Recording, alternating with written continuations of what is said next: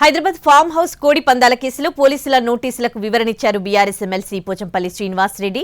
కోడి పందాలు జరిగిన ఫామ్ హౌస్ తనదేనని, కానీ ఆ ఫామ్ హౌస్ ను 2023లో వర్రా రమేష్ కుమార్ తో పాటు మరొకరికి లీజుకు ఇచ్చినట్లు తెలిపారు.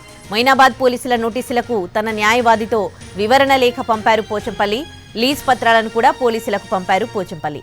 లీజ్కిచ్చిన భూమిని ఏపీకి చెందిన వ్యాపారి భూపతిరాజు శివకుమార్ వర్మ అలియాస్ గబ్బర్ సింగ్ తీసుకున్నట్లు లేఖలో పేర్కొన్నారు.